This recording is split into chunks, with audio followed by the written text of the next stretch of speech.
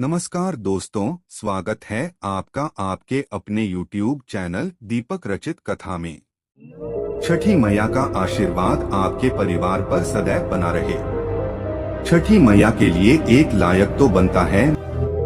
दोस्तों, छठ पूजा में छठी मैया को ये 3 चीजें कभी मत चढ़ाना। भूलकर भी ऐसी छठ पूजा कभी मत करना, घोर पाप लगता है और व्रत टूट जाता है। छठी मैया क्रोधित हो जाती है। दोस्तों, हिंदी पंचांग के अनुसार छठ हर वर्ष कार्तिक मास के शुक्ल पक्ष की षष्ठी यानी छठी तिथि पर मनाया जाता है। यह हमेशा दीपावली के 6 दिन बाद पड़ता है, जो नहाय खाए की परंपरा से प्रारंभ होता है।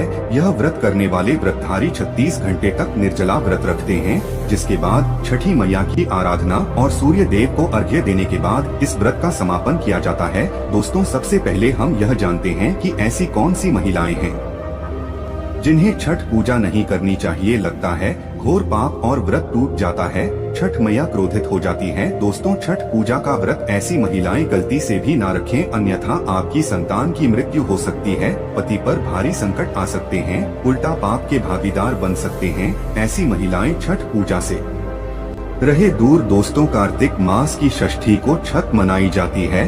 छठे दिन पूजी जाने वाली शशि को बिहार में आसान भाषा में छठी मैया कहकर पुकारते हैं। यह त्योहार अपितु महाराष्ट्र, झारखंड, उत्तर प्रदेश तथा पश्चिम बंगाल में भी मनाया जाता है। मान्यता है कि छठ पूजा के दौरान पूजी जाने वाली यह माता सूर्य भगवान की बहन है, इसीलिए लोग सूर्य को अर्घ्य देकर छठ मैया को प्रसन्न करते हैं। वहीं पुराणों में मां दुर्गा के छठे रूप कात्यायनी देवी को भी छठ माता का ही रूप माना जाता है। छठ मैया को संतान देने वाली माता के नाम से भी जाना जाता है। मान्यता है कि यह पर्व संतान के लिए मनाया जाता है, खासकर वह जोड़े जिन्हें संतान की प्राप्ति नहीं हुई है तो वो छठ का व्रत रखते हैं। वहीं सभी अपने बच्चों की सुख शांति के लिए छठ मनाते हैं। लेकिन क्या आप जानते हैं, कुछ ऐसी महिलाएं भी हैं जिन्हें छठ पूजा का व्रत गलती से भी नहीं रखना चाहिए। यह सबसे बड़ा घोर पाप माना जाता है। महिलाएं ऐसी गलती कभी ना करें। तो चलिए जानते हैं, और हाँ, एक लाइक जरूर करें। जय हो छठी मैया की। दोस्तों, शास्त्रों के अनुसार जो लोग अधूरी शादी करते हैं वो शास्त्र का अपमान करते हैं। अधूरी शादी जैसे कि कोर्ट मैरिज और शादी के बिना ही संतान की उत्पत्ति कर देना सबसे बड़ा पाप है। ऐसे में छठ पूजा का व्रत ऐसे लोगों को अपनी संतान के लिए कभी नहीं रखना आइए, क्योंकि आपने हिंदू रीति रिवाजों के अनुसार 7 फेरे नहीं लिए हैं और वहीं बिन शादी के जब ऐसे लोग साथ में रहते हैं तो समाज में ऐसा रिश्ता कलंकित होता है। दोस्तों, बहुत से लोग ऐसे हैं जो भागकर शादी करते हैं और परिवार को दुखी कर देते हैं, माता पिता को समाज में कलंकित कर देते हैं, माता पिता को रुलाते हैं, परिवार को रुलाते हैं, समाज को बदनाम करते हैं। ऐसे लोग पूरे जनजीवन समस्त संसार के लिए श्रापित है। देखिए, परिवार को रुलाकर हमेशा रिश्ते अनर्थ ही होते हैं, रिश्ते जुड़ते नहीं हैं। इसीलिए जो लोग भागकर शादी करते हैं और कोर्ट मैरिज कर लेते हैं, 7 फेरे नहीं लेते हैं, हिंदू रीति रिवाज आज के साथ शादी नहीं करते, विवाह नहीं करते, तो उनके लिए यह व्रत उचित नहीं है। 7 फेरे का मतलब होता है आपने अग्नि देव का आशीर्वाद लिया, 33 कोटि देवी देवता का आशीर्वाद लिया, माँ बाप का आशीर्वाद लिया, परिवार का आशीर्वाद लिया, समाज को सम्मान दिया, मतलब अब आप पूज्य योग्य है। आप भगवान की सेवा कर सकते हैं, आप कोई भी व्रत आदि घमंड के साथ कर सकते हैं। यदि जिस स्त्री को हल्दी न लगी हो, जिस पुरुष को हल्दी न लगी हो, ऐसा विवाह भी अशुभ होता है। शादी में हल्दी अवश्य लगाना चाहिए, तभी ही आप व्रत आदि रख सकते हैं, पूजा पाठ कर सकते हैं, किसी भी मांगलिक कार्य में आप शामिल हो सकते हैं। ये ऐसी स्त्री किसी भी धार्मिक कार्य में तभी सफल व शामिल हो सकती है जब वह अग्नि के साथ फेरे ले लिए। ऐसी शादी को ही शास्त्रों में सर्वश्रेष्ठ माना जाता है।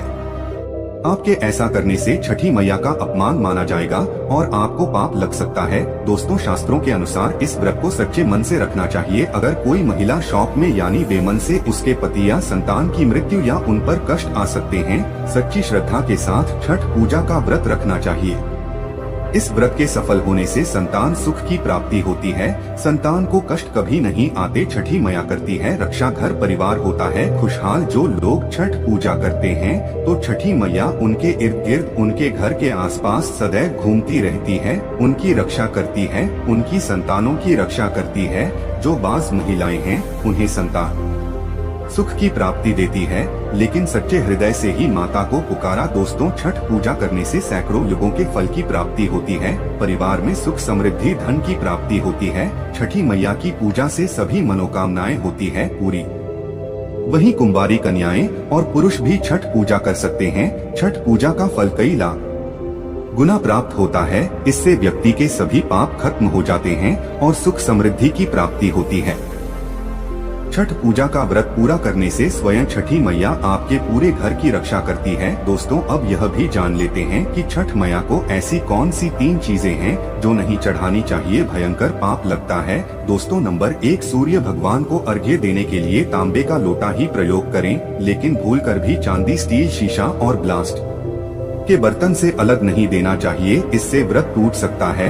दोस्तों, नंबर 2, व्रत के दौरान घर में कभी भी मांसाहार न बनाएं और न ही परिवार में किसी को खाने दें। जो लोग इस दिन लहसुन प्याज का खाना बनाते हैं और खाते हैं तो उन्हें छठी मैया उल्टा बर्बाद कर देती है, श्राप दे देती है। इस दिन छठी मैया को भोग लगता है, तो घर में यदि आपके परिवार में किसी ने व्रत रखा है तो आप भी लहसुन प्याज का इस्तेमाल न करें। आप किसी और दिन को खा सकते हैं, लेकिन मांस, मदिरा, लहसुन प्याज आदि न खाएं। मान लीजिए छठ व्रत आपकी बहन ने रखा है और आप दूर भी रहते हैं, तब भी आप लहसुन प्याज न खाएं, नहीं तो उनका भ्रम टूट सकता है। साथ ही साथ व्रत के दौरान घर में मदिरा आदि धूम्रपान भी नहीं करना चाहिए। दोस्तों, नंबर 3, छठी मैया का प्रसाद बहुत ही शुद्धता के साथ बनाया जाता है। उनका प्रसाद बनाएं जिससे ताजी लेपा गया हो। यदि गैस पर बना रहे हो तो गैस स्टोव को अच्छी तरह से धो लें। पहले से बने चूल्हे पर कभी प्रसाद न बनाएं, इसके लिए नया चूल्हा ही बनाएं। दोस्तों, नंबर 4, सूर्य को अर्घ्य देने से पहले कभी भी भोजन ग्रहण न करें, घोर पाप लगेगा। व्रतधारी लोगों को पहले और दूसरे दिन सूर्य को जल देने के बाद ही भोजन करना चाहिए। नंबर 5, छठी मैया से मांगी मन्नत अगर पूरी हो जाए तो आपको अपनी मन्नत का पूरा होने की विशेष पूजा जरूर करनी चाहिए, अन्यथा मैया के प्रकोप का सामना करना सकता है। नंबर 6, छठ का व्रत करने वालों को जमीन पर 4 दिन तक सोना चाहिए। छठ पूजा वाले कमरे में ही अपना आसन लगाना चाहिए। ऐसे में आपको छठ मैया का ध्यान करते रहना चाहिए। इससे माँ आपके व्रत को संपूर्ण करती है और कोई भी विघ्न बाधा नहीं आती है। नंबर 7, जिस जगह पर प्रसाद बन रहा हो वहाँ साधारण भोजन भी नहीं बनाना चाहिए, साथ ही साथ उस स्थान पर खाना भी वर्जित है। दोस्तों, नंबर 8, प्रसाद बनाते हुए नमक का हाथ भी किसी पूजा की वस्तु या प्रसाद नहीं छूना चाहिए। दोस्तों, नंबर 9, पूजा के दौरान अपनी वाणी को बुरी बातों से थोड़ा दूर रखें। जुबान पर गंदे विचार भी नहीं लाना चाहिए। छठी मैया का आशीर्वाद पाने के लिए मन में गंदे विचार नहीं लाना चाहिए। नंबर 10, घर में पूजा के दौरान झूठे बर्तन और गंदे कपड़ों का ढेर बिल्कुल नहीं होना चाहिए। इससे छठी मैया क्रोधित हो जाती है और व्रत टूट जाता है। छठी मैया को साफ सफाई बहुत पसंद है और छठी मैया का आशीर्वाद प्राप्त हो जाता है। दोस्तों, आज हम आपको छठी मैया की कृपा पाने के लिए एक ऐसा उपाय बताएंगे जिससे आप सबसे जल्दी करोड़पति हो जाएंगे। मैं छठी मैया की सौगंध खाता हूँ, अगर आपने यह उपाय कर लिया तो आपको दुनिया की कोई भी महाशक्ति, कोई भी व्यक्ति करोड़पति होने से